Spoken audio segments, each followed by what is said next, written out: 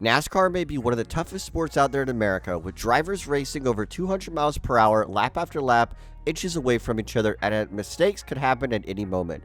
But in NASCAR, there's no other sport out there where other teams will help one another. In this video, we're going to be looking at some of the times other drivers have helped another driver. Even teams have helped other teams. The respect shown in the NASCAR garage area is something like none other, and in this video, we're going to dive straight into it. Just like when Matt Kenseth pushed his teammate David Ragan to the victory during the 2011 Coca-Cola 600. David Ragan was snubbed out of the Daytona 500 just a few months prior, and Matt Kenseth knew he wanted to push David Ragan to the finish line. At the Daytona 500 that very year, David Ragan would change lanes before the start-finish line with just a couple laps to go, costing himself a shot at the win. He must maintain lane position to the start-finish line for this to be a legal start. When he changes lanes, he has violated NASCAR procedure, and he'll get a black flag. Matt Kenseth in his post-race interview was extremely respectful towards teammate David Ragan and showed why he cared so much for his teammate. And Matt, today you gave it to your teammate. Yeah, I mean, we didn't give it to him. We worked together the whole night, and David was in the right place in that restart. If I would have been in another spot, he would have pushed me to the win too. So that was kind of the plan. We stuck to our plan. I'm really happy for that group. Our guys ran great. The Crown Royal guys and Affliction on our car this weekend was great to have them on board. Great to get a good run here because the speedways have really been our problem this year. Well, they stuck to their plan, and it panned out. At the completion of the 2018 Watkins Glen race, Chase Elliott would finally pick up his first ever victory in the NASCAR Cup Series. But unfortunately for him, he would run out of fuel. As his teammate Jimmie Johnson would notice this, Jimmie wanted to offer a helping hand and push him back to the front stretch, where Elliott would be able to celebrate with his team and his crew after dominating the day in Watkins Glen, but unfortunately running out of gas on the last lap of the race. Elliott was able to celebrate, and it became one of the most iconic moments in NASCAR. Chase Elliott also lost the 2020 Coca-Cola 600 after dominating the day. He was extremely heartbroken, but after the race, Kyle Busch came over to offer a few choice words to help him in this time of need. After a massive crash concluding the 2012 Talladega race that involved almost the entire field, teammates Jimmie Johnson and Dale Earnhardt Jr. were both involved in this massive accident. Jimmie Johnson was able to drive his car back to the start-finish line, but he was not able to drive it back to pit road. So what did he do?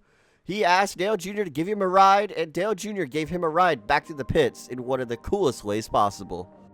If you're a NASCAR fan, you already know this moment, but one of the greatest times NASCAR drivers have helped one another out or shown respect after the race was when Dale Jr. won the 2001 Pepsi 400 at Daytona. Teammate Michael Waltrip and race team for DEI, all of them celebrated in the grass after Jr. won the race, and Waltrip pushed Jr. to the win, finishing second.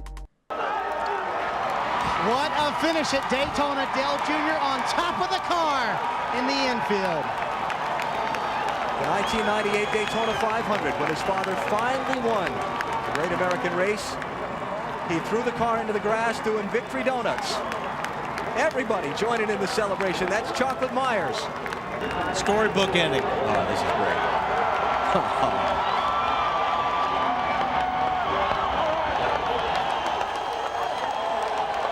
You've learned a few things through the years, though, haven't you, from certain people? Yeah, he was with me tonight. I don't know how I did it. You know when your dad got his first win at Daytona? Huh. His first Winston Cup points win came 11 years ago today, July 7th, 1990. So special. I dedicate this win to him. I mean, there ain't nobody else that I can dedicate it to. Oh, we got somebody coming off the Crash. Caution is out. The race is over. But remember, Junior has to maintain speed coming back around. He's just got to maintain his speed. We went through this with Biffle, whatever it was at Texas. So as long as he can maintain, that's a big deal for Dale Jr., man. That's a big man that stuck out there and took that. Big deal for Tony Ewers Jr., too. Those guys made some great calls down there that put him in this position. 9 car's going to... 76 races since he last went to victory lane, and Dale Earnhardt Jr. is the winner at Michigan. That's incredible. Tri-oval checkered is waving. Ernie Evans wins, and Rusty spins and gets airborne. And flips wildly right at the start-finish line, very reminiscent of his accident at Daytona.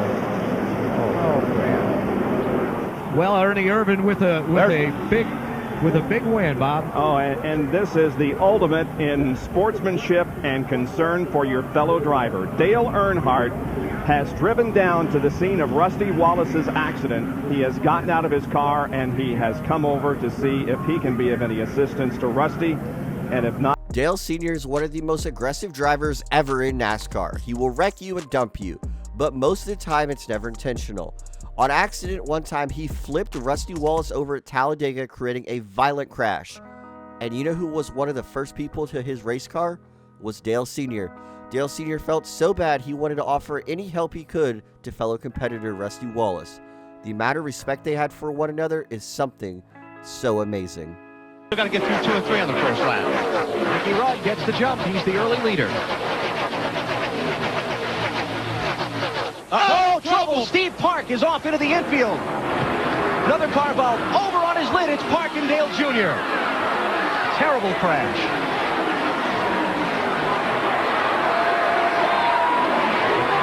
Man, Steve Park's car just turned dead left when he came off turn 2.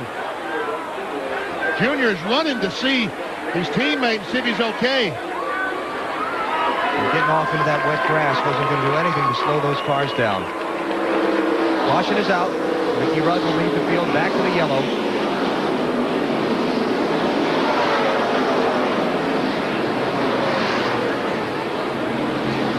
You can see Park moving inside the car, looking through the back glass. He's trying to get himself unwrapped around the roll bars to get out. Yeah, he's definitely moving in there. That's a great sign.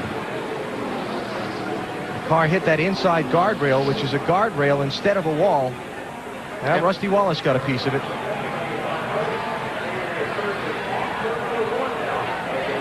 And we saw Rusty make it 3 wide going in turn 1, but as he entered turn 1, there's Steve coming out of there. There he is. There we go. Good sign. That's what we wanted to see. Anyways, what happens is you slide up the racetrack and you can hit somebody in their left rear as you slide up the racetrack with your right front. And that's almost what it looked like. That one car just turned dead sideways. Well, what a great shot that is. Teammates walking away from a crash like that, arm in arm. Pocono Raceway has always had vicious crashes at NASCAR. No matter the race and no matter the series, the crashes at Pocono have been spectacular. Steve Park and Dale Jr. would get hooked together and sent into the inside guardrail, sending Park's car flipping massively after Jr.'s horrendous impact to the inside wall. Dale Jr. would rush to Steve Park's car post-wreck to make sure he was okay. The two teammates would lock arms and walk together in the ambulance, showing the great sportsmanship that teammates have between one another. This was one of the nicest things Dale Jr. ever did for another driver. And you just heard Roger Penske. Great job. Classic, baby, classic. Chase Elliott came up, bumped the back of the 20, letting him know, congratulations. And once again, Chase Elliott, a second-place finish. Look at the number of drivers showing Matt Kenseth the respect, the appreciation for what Matt Kenseth has done in this sport, the appreciation for how.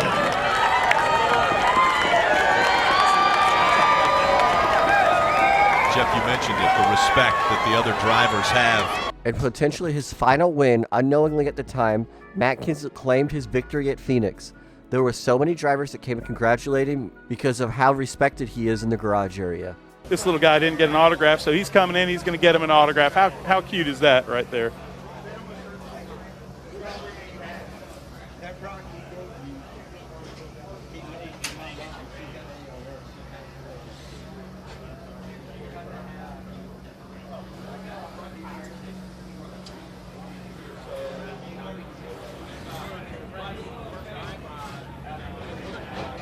I'll tell you what, this is a great moment right here.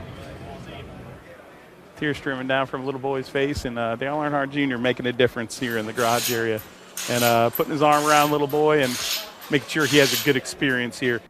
During one of the practice sessions in Dale Jr.'s final full-time season, a fan wanted to meet Dale Earnhardt Jr., but unfortunately Dale Jr. had to go out for a practice session. After practice was over, Jr. saw this little boy and brought him over to talk to him in the garage area. This boy was so overwhelmed, the emotion just shows it all.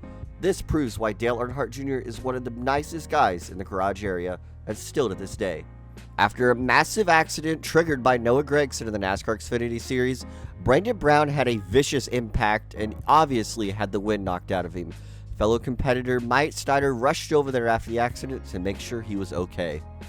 And the very charismatic winner from a week ago at Chicagoland Speedway, Kyle Busch, walking away from his destroyed 18. He hit the wall hard. He comes over to talk with William Byron. Just checking on him. So happy for these drivers. I'll be right back. Thank you, man. Thank you. Appreciate the help. Appreciate it, man. That's us. We did this. We did it, man. Hell yeah. Thank you. Thank you. Danny, you got tears in your eyes. What are those emotions right now going through this?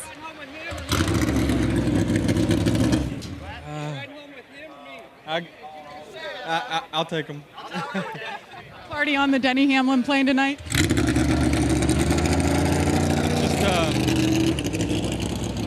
You know, we as an organization has kind of let these guys down. I'm talking about Bubba and Kurt with. The emotion on Denny Hamlin's face says it all. It showed how proud he was of employee and driver Kurt Busch. He had hired over the offseason. It had paid off for Denny Hamlin and his team was coming into fruition. This was one of the greatest moments for 2311 and even for NASCAR, as Kurt Busch would have this awesome send-off with brother Kyle Busch and team owner Denny Hamlin post-race. The 14 and the 88 taking a final lap around Indianapolis Motor Speedway together. Tony Stewart in his final season. Jeff Gordon coming out of retirement to substitute drive for Dale Earnhardt Jr. And recognizing the fans here at Indianapolis who have been so good to both these drivers. Yeah, I think recognizing the fans, but also recognizing each other. There's a lot of respect between these two race car drivers. They both know and recognize the ability of the other and the effort that they both put into their careers. And you can see, just think about this a little while ago. They thought about this a couple days ago, I would imagine. The championships between the two, the race wins. Wait, got a helmet, Tony. You got a new helmet in your hand here. Yeah, this is probably the biggest honor you can have as a driver, to get a guy that just won his 7th championship get his helmet like that. So it shows how good of a friend he really is. Well, this was special. Every driver we talked to today, obviously it is Jimmie's night and Jimmie's championship and Jimmie's celebration, but this is a special night for you as well, Tony, your final NASCAR ride. I know the moment that I'm guessing was really special to you is when all those crew members lined up to shake your hand before you took that final NASCAR ride. Yeah, it was funny because I told my guys I almost went a lap down before the race started, just you know, the send-off that those guys gave me, but it truly meant the world to me. That's going to be the highlight of my day. It was that one moment and this moment with this guy. One of the greatest moments to be an Earnhardt fan was during the 2000 Texas race when Dale Earnhardt Jr. claimed his first ever victory in the NASCAR Cup Series. And who was there to celebrate with him? None other than his boss and dad, Dale Sr. Them two celebrating in Texas really brought a tear to your eye, realizing this was an iconic moment for the sport. And waiting on him, along with Dale Earnhardt, is Ken Squire. His dad is here first. What a moment. The 7-time Winston Cup champion pushing his son's car to a stop in victory lane here at Texas. Hey, fella, what does it mean to win your first Winston Cup race? That's pretty special.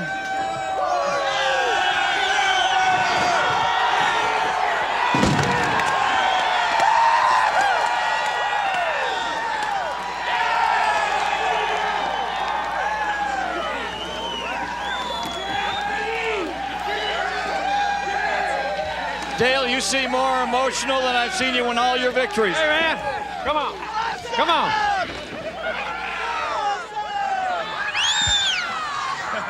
That's crazy, isn't it? How about it, Dale? This is as big a moment for you as it is for him, I think. I'll tell you, he's something else. He's talking about coming to Texas and winning his first Cup race. He won his first Busch race here. We knew the kid could do it. Tony, you and all the guys worked really hard, and I got to thank Budweiser, Chevrolet, and everybody. This kid he worked hard. And Tony Jr., Tony Sr., Richie Gilmore, and all them guys in that engine shop. We got a good race car, a good engine, and boy drove a good race. And it was only your 12th start in Winston Cup. Yeah, I'm out of breath. Man, I tell you what.